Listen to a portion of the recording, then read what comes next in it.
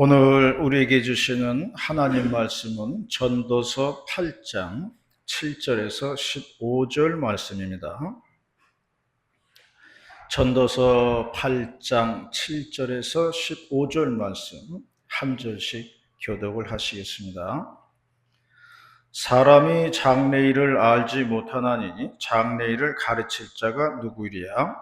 바람을 주장하여 바람을 움직이게 할 사람도 없고 죽는 날을 주장할 사람도 없으며 전쟁할 때를 모면할 사람도 없으니 악이 그의 주민들을 건져낼 수 없느니라. 내가 이 모든 것들을 보고 해 아래에서 행하는 모든 일을 마음에 두고 살핀즉 사람이 사람을 주장하여 해롭게 하는 때가 있도다.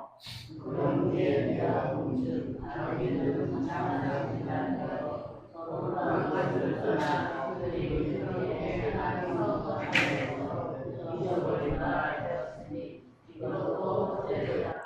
악한 일에 관한 징벌이 속히 실행되지 아니하므로 인생들이 악을 하는 데에 마음이 담대하도다. 죄인은 백번이나 악을 행하고도 장사하거나 도단이나 악이 하나님을 경외하여 그를 경외하는 자들은 잘될 것이요 악인은 잘 되지 못하며 장수하지 못하고 그 날이 그림자와 같으리니 이는 하나님을 경외하지 아니함이니라. 세상에서 행하시는 어떤 일이 있나니 곧 악인들의 행위에 따라 벌어받는 의인도 있고 의인들의 행위에 따라 상을 받는 악인도 없다는 것이다. 내가 이르노니 이것도 헛되다. 함께 봅니다. 이에 내가 희락을 찬양하노니 이는 사람이 먹고 마시고 즐거워하는 것보다 더 나은 것이 해 아래에는 없습니다. 하나님이 사람을 해 아래에서 살게 하신 날 동안 수고하는 일 중에 그러한 일이 그와 함께 있을 것이니라. 아멘. 저희가 어렸을 때는요, 프로레슬링이 있었어요. 그때 프로레슬링이 아주 인기가 많았습니다. 그 당시 프로레슬링 선수로는 김일, 천규덕, 장영철, 여건부 이런 분들이 있었어요. 그 당시 동네에는 흑백 텔레비인데 몇 집 없었어요. 그래서 어느 집에서 그 프로레슬링 한다고 마당에다가 흑백 텔레비 갖다 놓으면은 동네 아이들이 죄다 거기에 모여서 봤습니다. 중간에 어떤 아이가 일어나서 화장실 간다 그러면은 앉으라고, 야, 앉아, 안 보여. 그러면서 이제 봤어요. 그 당시 김일의 박치기가 유명했습니다. 외국 선수들이 복면을 쓰고 나와서 한국 선수들하고 이렇게 하는데 한국 선수들이 쩔쩔매지요. 그러다가 마지막에 김일이 박치기를 외국 선수들에게 하는 겁니다. 그러면 덩치 큰 외국 선수들이 막 나와 떨어지는 거예요. 그러면 TV를 보고 있던 우리들은 일어나서 다 박수를 치고 그랬어요. 그러던 어느 날 장영철이라고 하는 프로레슬링 선수가 기자회견 때 이런 말을 했어요. 프로레슬링은 쇼다. 그게 신문 기사에 나오면서 사람들은 충격을 받았어요. 아니, 우리가 여태까지 손에 땀을 쥐고 마음을 졸여가면서 봤는데 그게 다 쇼였다고? 사람들이 긴가민가 했어요. 그런데 장영철 선수가 이걸 폭로한 이유가 있어요. 왜 그랬냐면은 평소에 이 장영철 선수가 레슬링 업계에서는 이 미운 털이 박힌 거예요. 그래서 경기를 하는 척 하면서 장영철에게 린치를 가했다는 겁니다. 그래서 이 새우 꺾기를 하면서 장영철 선수가 부상을 당했어요. 그래서 병원에 입원을 하였습니다. 장영철 선수가 기자회견하면서 말하기를 경기를 하는 척 하면서 자신에게 폭력을 가했다는 거예요. 그런 일이 있고 나서부터 프로레슬링의 인기가 서서히 식어지기 시작했습니다.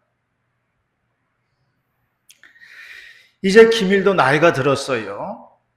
세월이 흘러서 여러 가지 병을 갖게 됐습니다. 오랫동안 병원 생활을 했어요.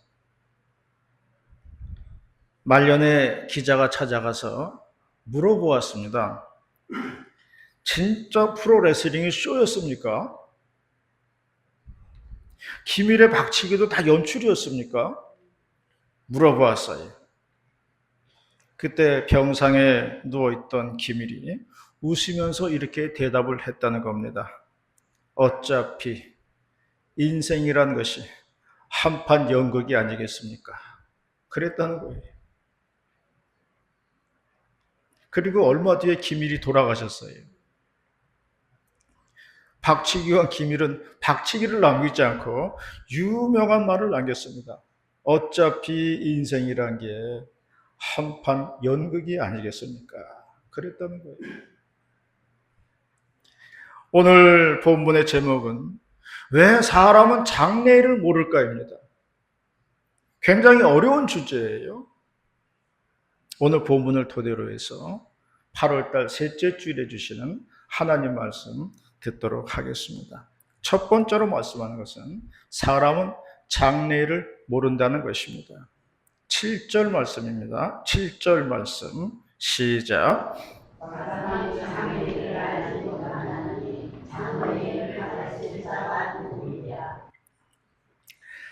세상에서 알지 못하는 것 세 가지가 있으니 언제 죽을지 모른다는 것, 둘째로 어디서 죽을지 모른다는 것, 셋째 어떻게 죽을지 모른다는 것입니다. 우리는 내일 일도 알지 못하는 연약한 존재예요.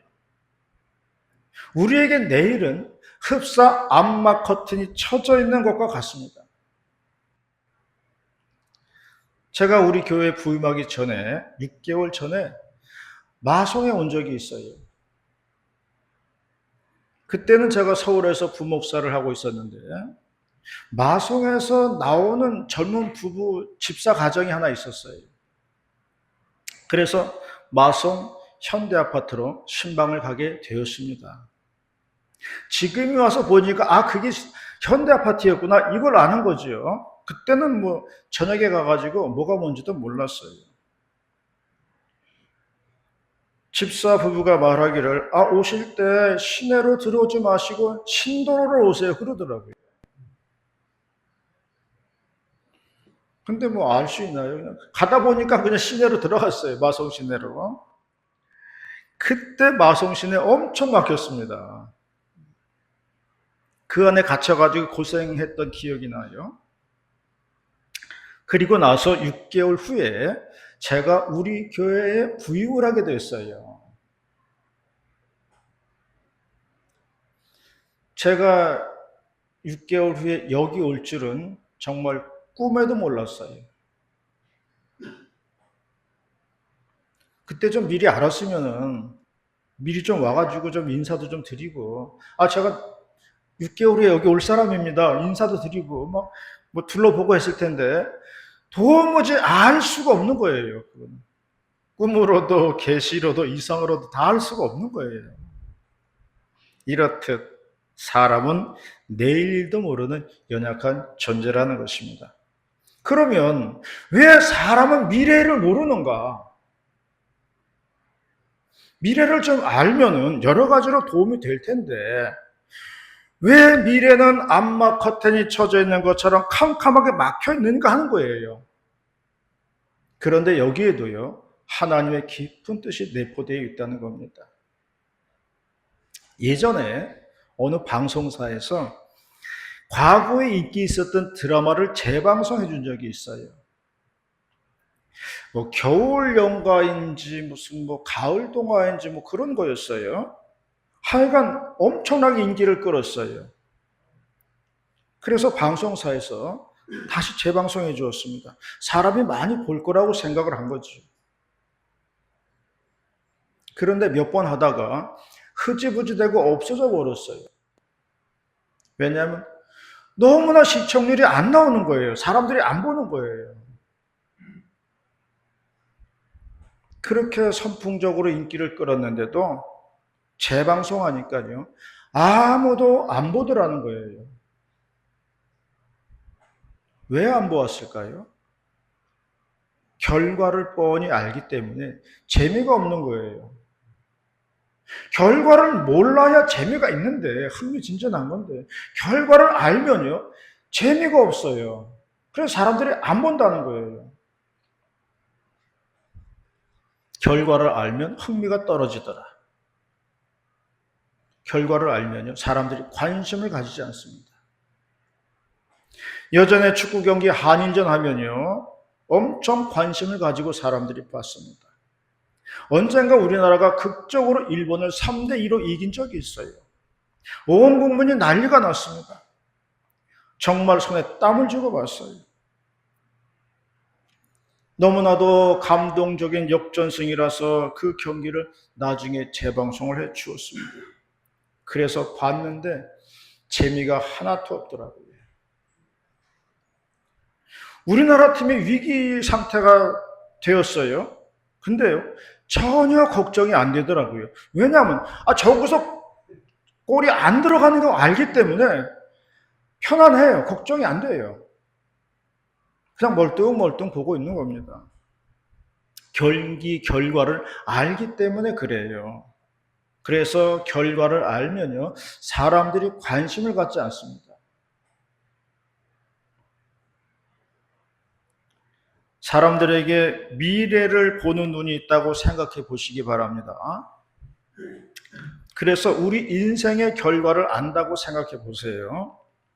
그러면 사람들이요, 그때부터는 아무것도 안 하게 됩니다.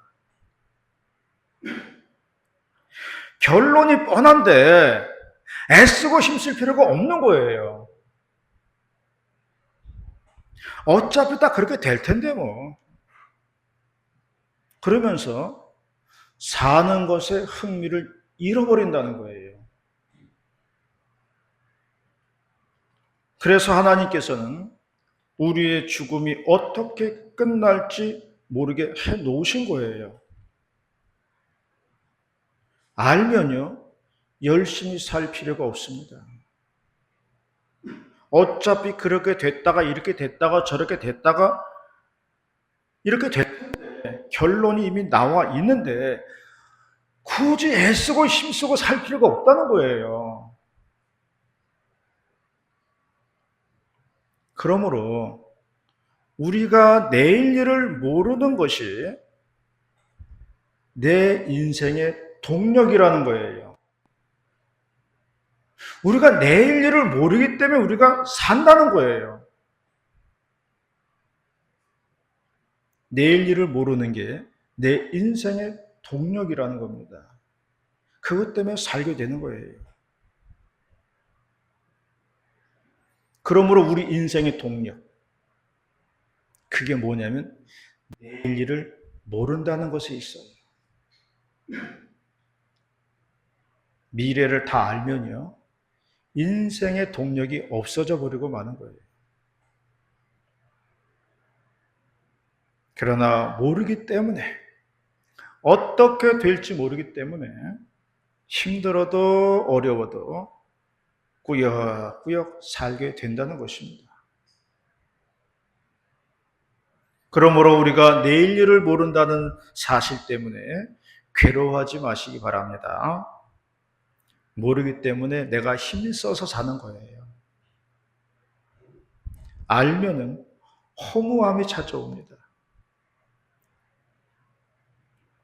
결과를 뻔히 알면 흥미가 없어진다 그랬어요.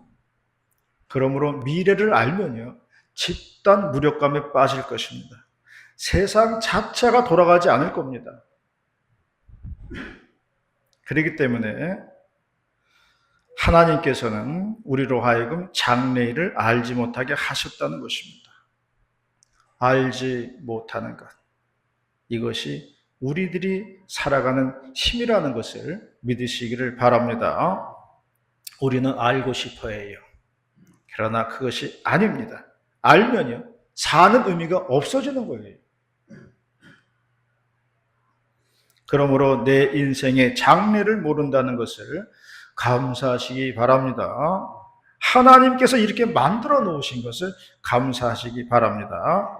이것이 내 인생의 동력이요, 그것 때문에 사는 것입니다. 암막 커튼 너머에 뭐가 있을까 하는 재미로 사시기를 바랍니다. 그것이 기대감이고 그것이 사는 재미라는 것입니다. 그것이 내 인생의 동력이 된다는 것입니다. 이러한 저와 여러분이 다 되시기를 바라겠습니다. 두 번째로 말씀하는 것은 감사하면서 행복하게 사는 것이 사람의 본분이라고 했습니다. 15절 말씀입니다. 15절 말씀 시작.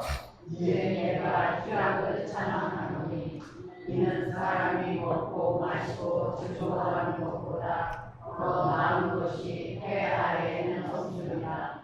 하나님이 사람을 해 아래에서 하게 하신 날 동안 수고하는 일 중에 그러한 일이 그와 함께 있을 것입니다.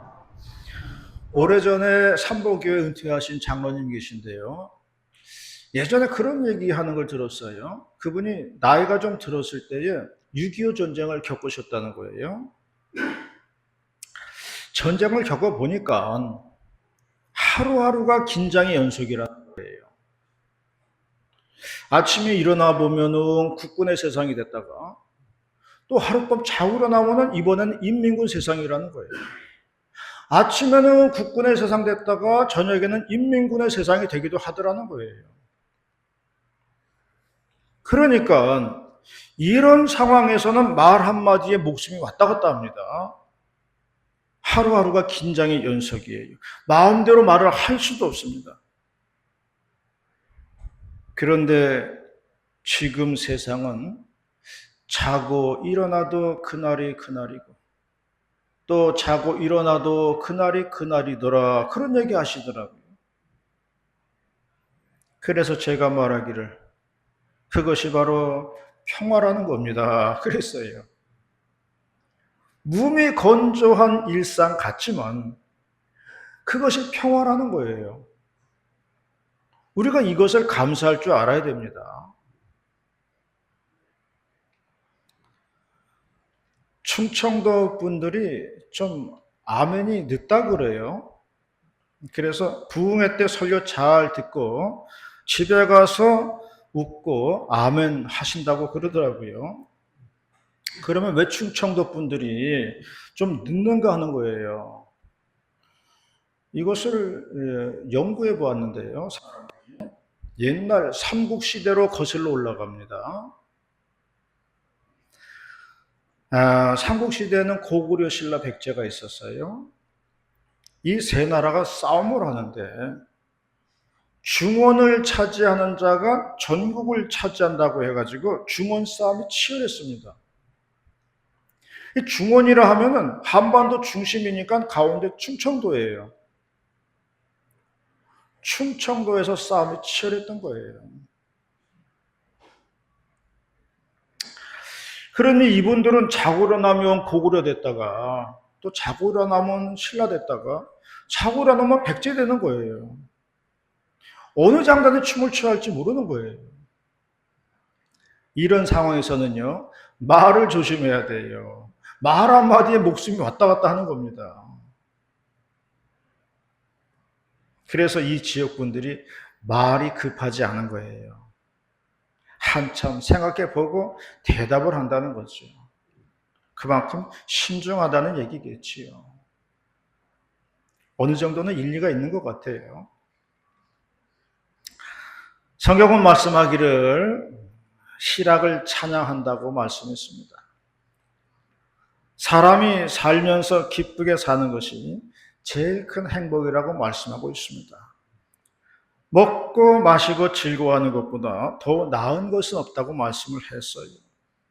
물론 여기에 한 가지 전제가 있습니다. 하나님과 함께 하면서 희락을 누리라는 거예요. 하나님과 함께 먹고 마신다는 거지요. 그래서 신약성경 고린도전서 10장 31절에 말씀하시기를 그런즉 너희가 먹든지 마시든지 무엇을 하든지 다 하나님의 영광을 위하여 하라 그렇게 말씀을 했습니다. 그러므로 하나님 안에서 먹고 마시는 것, 하나님 안에서 희락을 누리는 것, 하나님과 기쁘게 사는 것, 이것이 우리들에게 주어진 분복이라고 말씀하고 있는 것입니다. 주님과 함께하는 것이 진정한 행복이라고 말씀을 하고 있는 것이에요. 제가 일산에서 전도사를 할 때요, 남자 집사님들하고 함께 길거리에 있는 그 치킨집에서 통닭을 먹은 적이 있어요. 그러면서 이 이야기를 나눴는데, 어느 남자 집사님이 좀 여의도에도 집이 한 채 있고 뭐 돈이 좀 있는 분이 있었어요. 그분이 이제 자기의 어릴 적 이야기를 이제 하는 거예요. 어릴 때 방학이 되면은 할머니 할아버지 집으로 갔다는 겁니다. 그 당시 할머니 할아버지가 과수원을 하셨다고 그래요.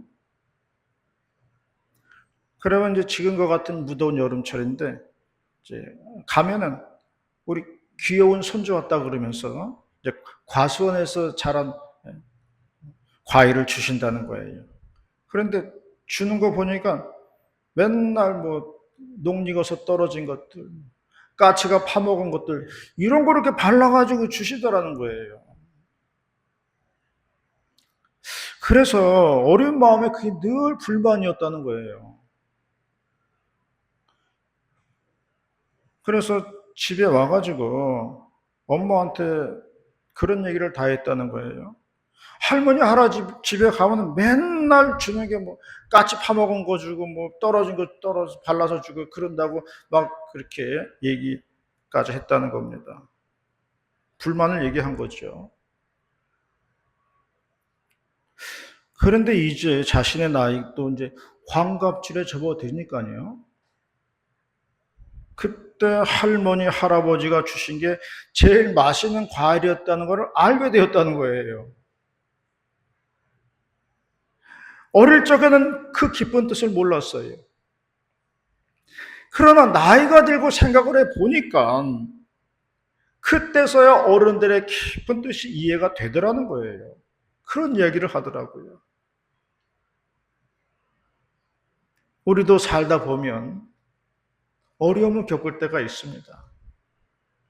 괴로운 시간들이 있어요. 그러나 뒤돌아보면요, 그것도 내게 필요한 일이었다는 것을 알게 될 때가 있다는 거예요. 그런 시간들이 있었기에 나를 성장시킨 거예요. 그런 시간들이 나를 성장시켰다는 거예요.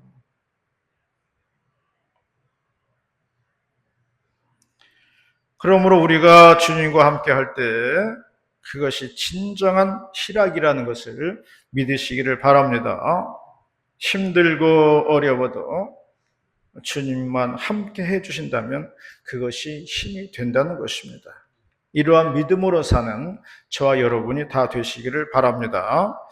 마지막 세 번째는 하나님이 주시는 지혜가 있다는 것입니다. 13절 말씀입니다. 13절 말씀 시작. 가지는 사람이 못하며 상처하지 못하고 그날의 인자와 같으니 이는 하나님을 경외하지 아니하느니라. 사람은 장래 일을 모른다고 했습니다. 그러나 하나님이 주시는 지혜가 있다는 것입니다. 지혜는 이런 거예요. 이제 곧 4개월만 있으면 영하 10도로 내려가는 강추위가 옵니다. 이렇게 말하면 부정하는 사람 하나도 없습니다. 나는 이 무더운 여름철에 4개월 후를 예언하고 있어요. 이게 지혜예요. 구름이 잔뜩 끼었습니다. 그러면 다음에는 비가 올 것입니다. 이것을 부정하는 사람은 없습니다. 이런 것을 아는 게 지혜입니다. 봄이 오면 여름 오고요. 여름 가면 가을 옵니다. 이걸 아는 게 지혜인데요. 이러한 지혜가 우리가 살아가는 데 있어가지고 매우 중요한 거예요. 이것만 알면요. 인생에 어려움이 없습니다. 이런 지혜가 부족하기 때문에 인생에서 괴로움을 겪게 되는 건데요. 하나님이 우리에게 지혜를 주셨다는 거예요.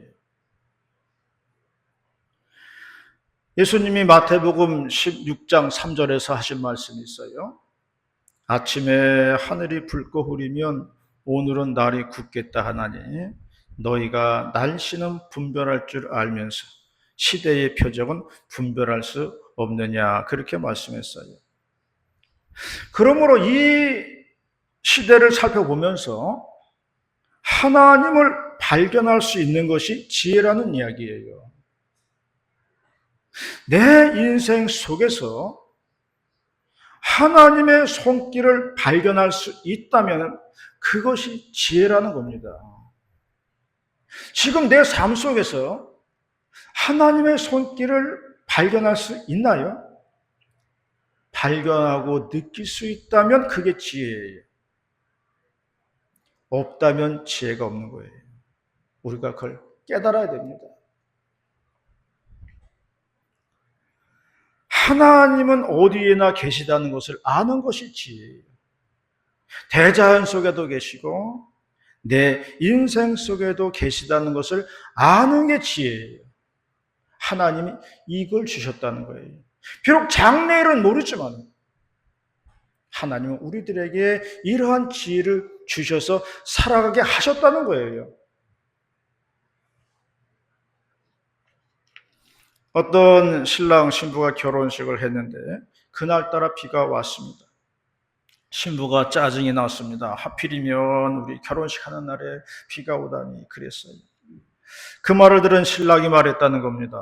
비가 온다고 해서 가장 중요한 시간에 마음이 흔들려서야 되겠어. 당신이 나를 사랑하고 내가 당신을 사랑하면 그것으로 충분하오. 그렇게 말했다는 겁니다. 두 사람은 쏟아지는 비를 맞으면서 목적지에 도착을 하였습니다. 방 안에 들어와서 불을 켜놓고 있으니까 오히려 아늑하고 좋았습니다. 신랑 신부가 방 안에 있으니 밖에서는 아무리 천둥과 번개를 쳐도요 오히려 행복했다는 그런 이야기입니다. 성경은 말씀하기를 예수님은 신랑이요 우리는 신부라 그랬어요. 예수님과 같이 있으면은 밖에서 아무리 폭우가 쏟아지고요 아무리 천둥을 치고 번개를 쳐도요 기쁘고 감사한 겁니다.